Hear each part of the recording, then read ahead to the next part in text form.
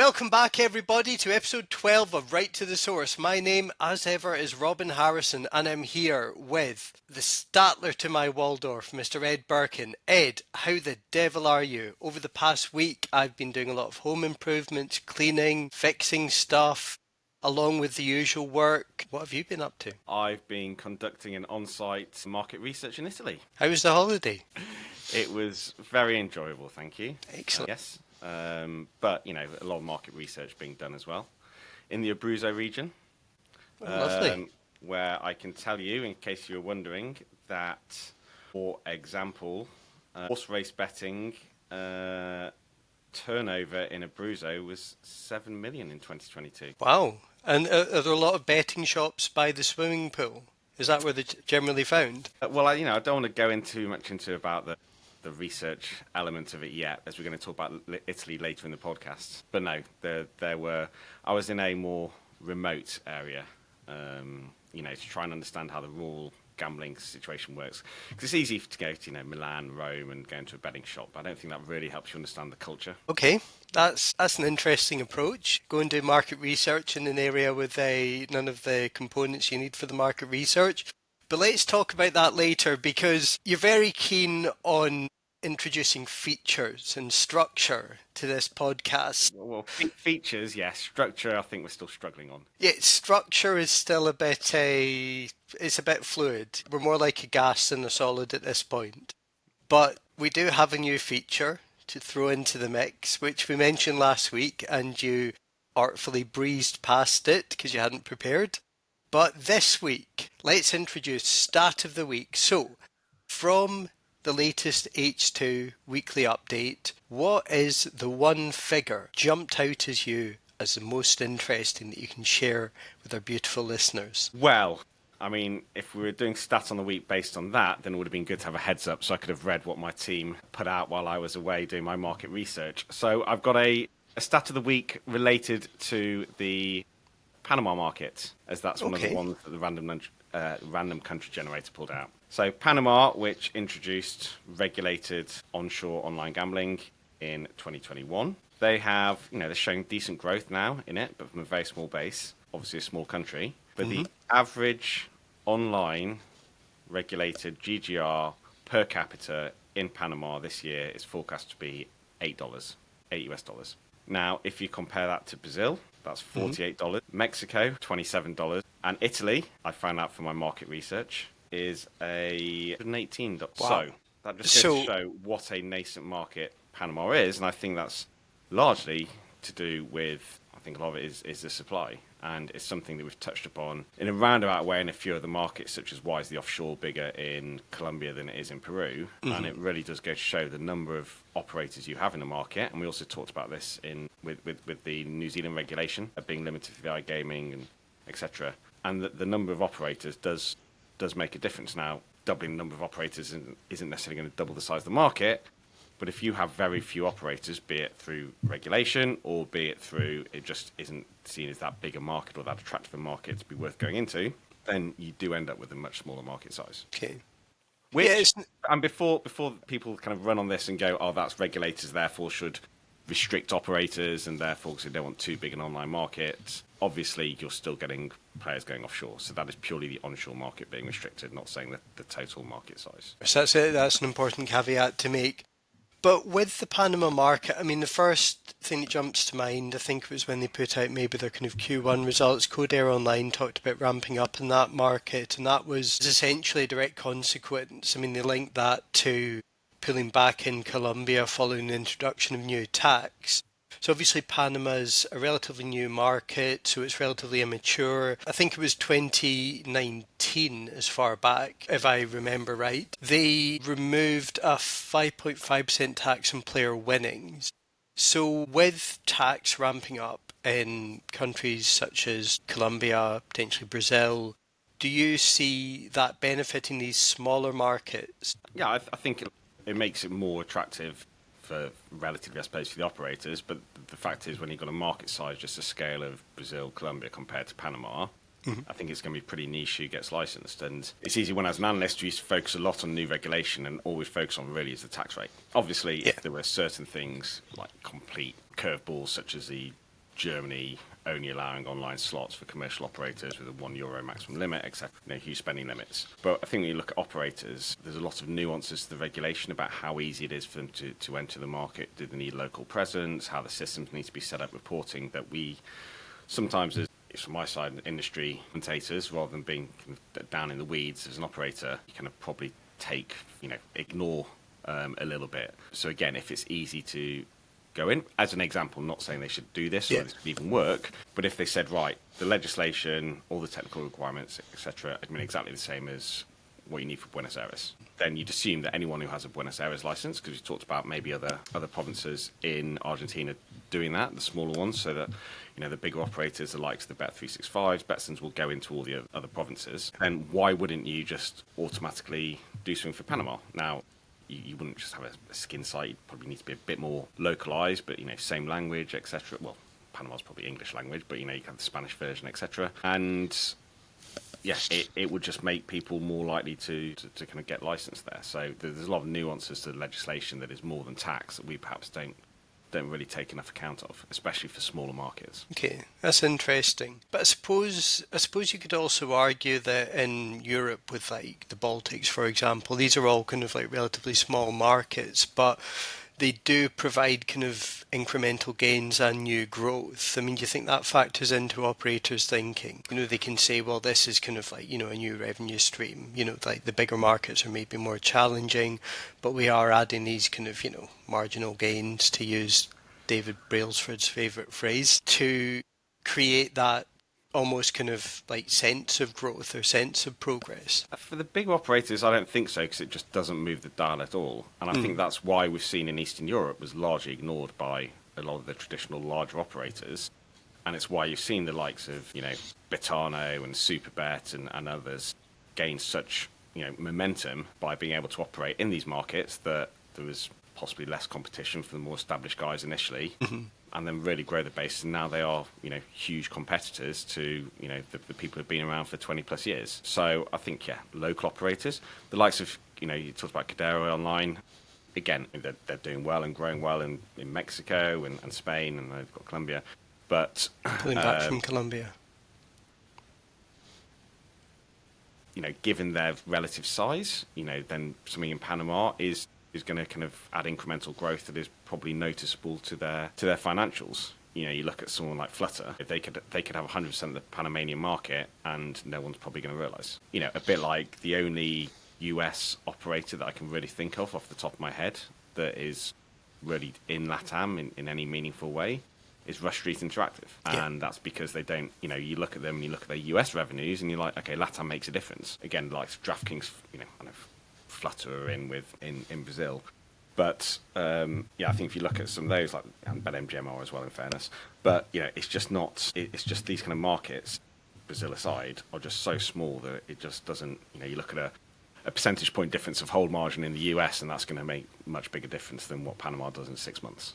Yeah. So yes, I think it is an interesting opportunity, but for probably some of the smaller operators. Yeah, it's an interesting Mid-size. point, using mid-size, using these smaller markets as a springboard to really kind of get in that competitive position. Yeah, absolutely. Things can also take time and traction. Italy, which we'll get onto, for various reasons, but their online penetration has remained low for a large number of years. We've seen very strong growth over the last few years, and it's continuing. Panama, so first 6 months of this year, they reported $10 million of online betting and gaming gross win over 6 months. Not a lot, but that's up 68% year on year. Okay, so if you keep seeing these growth rates, the fact is in 2024, the first 6 months, 4 years after opening, 3 years after opening, it was only at 6 million. So average of 1 million a month is pretty small. And it's not just because of the population. As I said, they only have $8, technically $7.8 per adult. But if you can start seeing this traction gain, which we're seeing this year, of these growth rates and getting 60, 70% next year, and if that goes to 50, 40% from a much higher base, then you'll soon start to catch up with maybe the LATAM average, not perhaps Brazil, but some of the other markets, and then it becomes a lot more meaningful. And then maybe then you get this, and I'm going to call it snowball because it just really pisses me off how the industry has adapted this phrase of flywheel, constantly using it. Everyone loves to use it. But the snowball effect of, as it becomes a bigger market, maybe some more operators will be interested, there's more competition, better product, more advertising, and then you start to see it perhaps fulfill its potential. And then let's hop on a plane. I don't even know if you can get a plane, on this route, but from Panama to Liechtenstein. We said we talk I think it's about highly whichever. unlikely you'd get a direct flight. I reckon you I could probably go via Charles de Gaulle. No, I reckon you'd have to go US.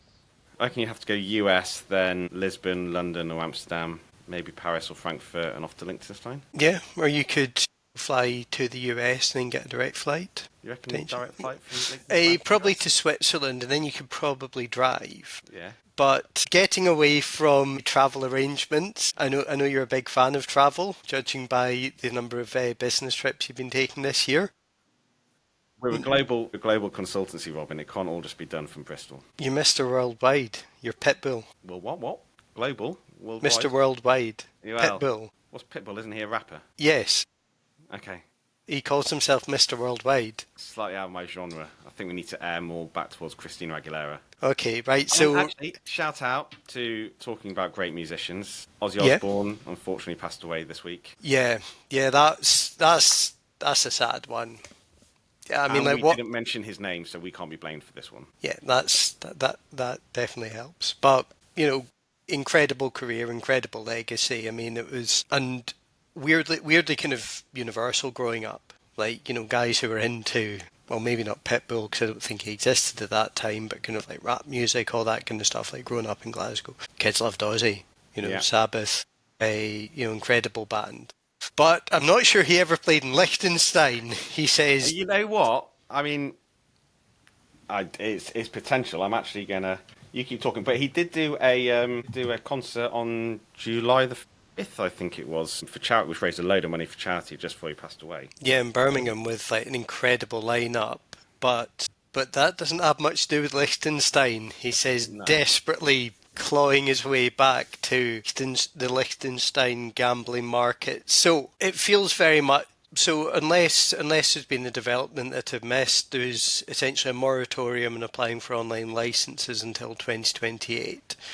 There's disquiet among the casinos because self-exclusion passporting system with Switzerland has significantly curbed the number of people they could bring into their casinos, whereas that sort of system, again, unless there's been a change, doesn't apply to German or Austrian casinos. So the level of player protection is really not that great. So what, in terms of market size, does Liechtenstein look like? Well, I mean, I should really have used this as stat of the week, actually. So I don't have the total market size. We should have talked about this for Liechtenstein at the moment. But as you said, what happened is very recently is the Swiss and the Liechtensteinian authorities decided to do a shared blacklist. So effectively, everyone who's blacklisted from Swiss casinos is now blacklisted from casinos in Liechtenstein, which the government said they expected to reduce to a 30% drop in gaming revenues, which is pretty big. But, if these are blacklisted for, whether it's problem gambling or whatever other reason, then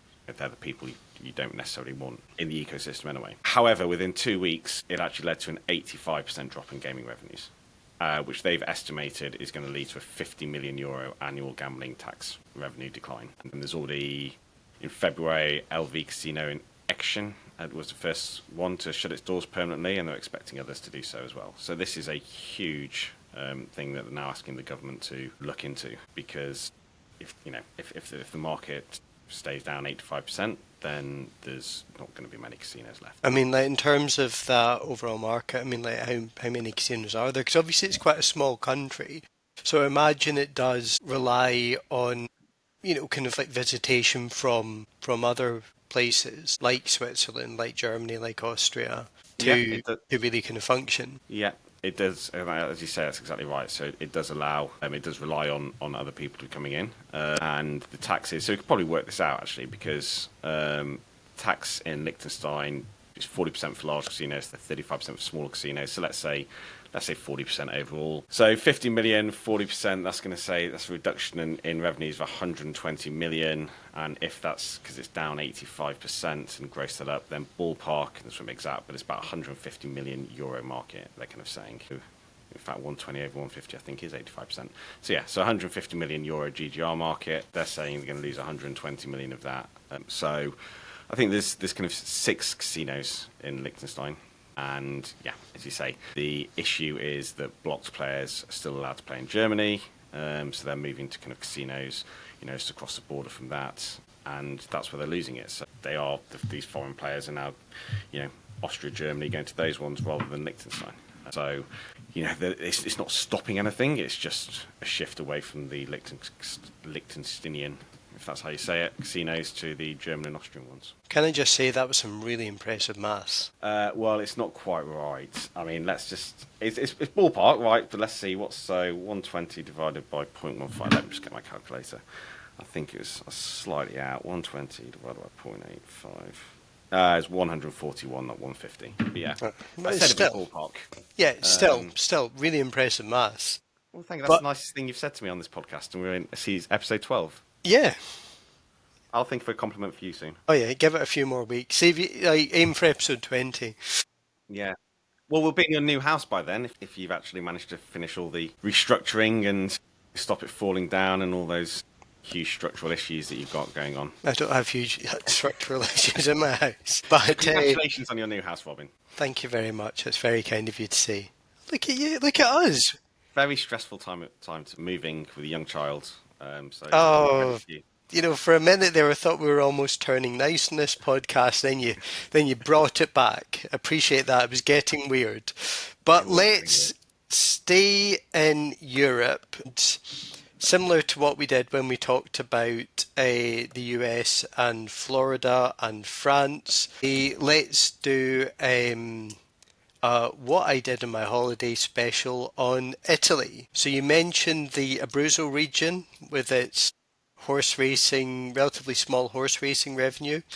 And you also mentioned the remoteness, so I'm keen to get a better understanding of the market research methodology you applied. Well, as a not necessarily related sector, maybe in some tax terms, but I can confirm that the grapes on the vines in the Abruzzo region are significantly larger and in better health than the ones, at least in my fields in the Essex region. So that was slightly disappointing. And yeah, I can confirm I did not see a single betting shop where I was, which shows that perhaps it is less focused on the rural area. So there you have it. That is a definitive guide to gambling in Italy.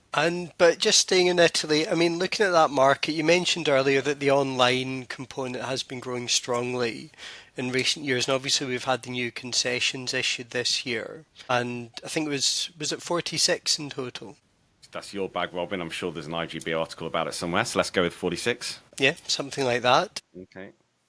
But what do you see that market continuing to grow this year? Yeah, I mean, look, online casinos up 15% year on year, from a strong base. I mean, if you look at sports betting, which is one where there's a much higher share of online, the reason that the casino is a lower share of online is one's just such a large base of land-based gaming with slots and AWPs, VLTs, albeit they're having their struggles. It's continuing to take share online, but it's also still quite a cash-based economy. But if you look at sports betting, I mean, let's go prior to COVID, as everyone does. 45% was online. Last year it was 63%. But it's the land is still growing. So if you look at 2024 versus 2019, land has grown at 10%. That's over that period, not per year. But it's 123% growth, so much more than double for the online sports betting. So you're still seeing this pent-up demand, and as online's growing, land is still also able to grow. I think part of the bit that we don't see there is the black market in Italy, and it's very hard to measure even the online side of things, because a lot of it is a kind of hybrid. So especially in sports betting, a lot of the stories that come out are around people paying in cash in the kind of retail, the tobacconist or however they want to do it, and then using their kind of either that person's tobacconist online account or just completely illegal online accounts where they effectively just get a piece of paper with the login details, rather than the kind of traditional grey market. We will advertise and hope you use us over one of the locally licensed operators. So there still is that cash element to it.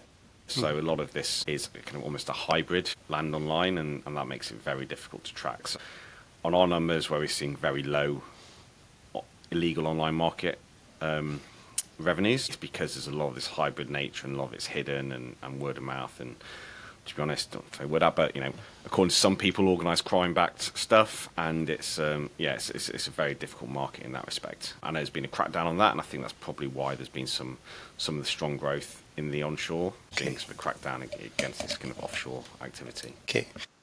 But it's still a market that everyone. What's interesting in it is, one, it's highly consolidated now, especially with all the Lottomatica kind of activity and GoalBet and all the others that they did. So now they are a clear number one. But it's also been a big focus from the international operators. So you had Playtech who went in, you had Flutter who went in. Now Flutter owns both SNI and Sisal. It is one of the markets where you've seen a lot of, because of the size of it, the scale of it, you've seen a lot of international operators, or a couple of international operators, really take focus on that market, rather than being locally led. Or locally led operators have done very well there, and they've been acquired by large international groups. And I think it's something we can start to see.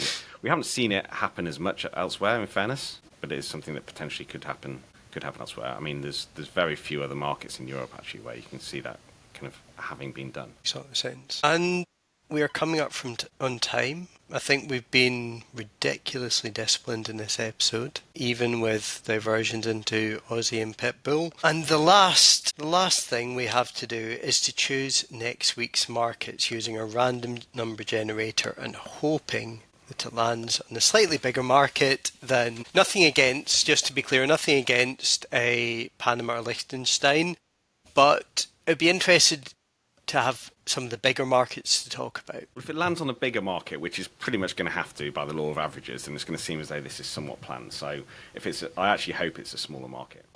Come on. Well, I don't want people to think there's any. I mean, I'm sure just by listening to us, they know nothing in this is planned. Okay, random country generator. Slovenia. Okay. Slovenia, okay. It's got some facts here, so I'll just read them out now so you can't use them.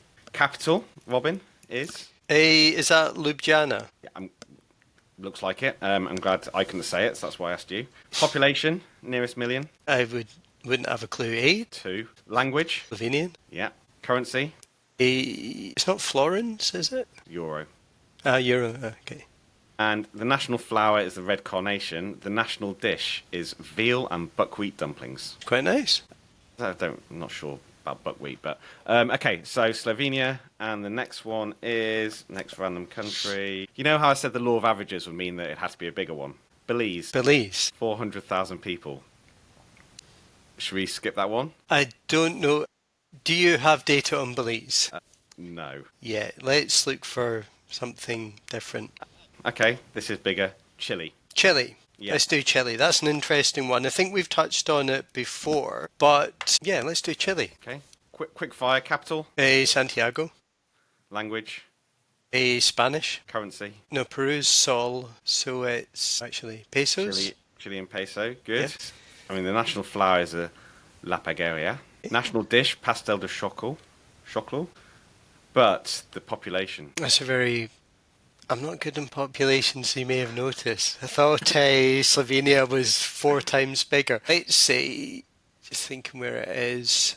It's in South America. I know it's in South America. I'm just thinking where it is in the continent because it's down the side. 15 million. I'll give you that. 19 million. 19. So we'll go with 15 as the adult population. In fact, actually, the adult population is, because we have that here, the adult population is in 2025, 15.5 million. 15.5 million. We'll Wow. say you were going for the adult one.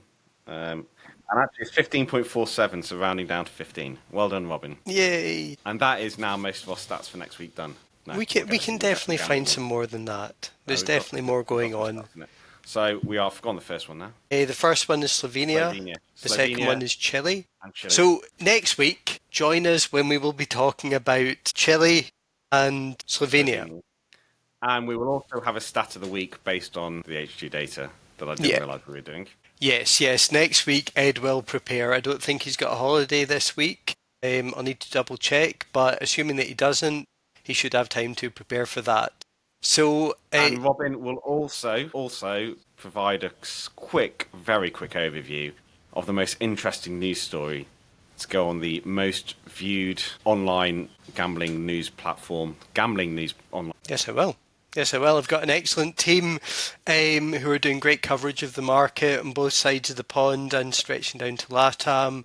We're also doing more in Africa. So loads of great stuff on the site at the moment. And I work for IGB, but the team is doing incredible stuff at the moment. So we just really want to kind of shout out them because I think the work they're doing is fantastic. And also, the latest issue of GGB magazine, our land-based publication in the US, I think that is a really, really strong issue. Some really interesting features.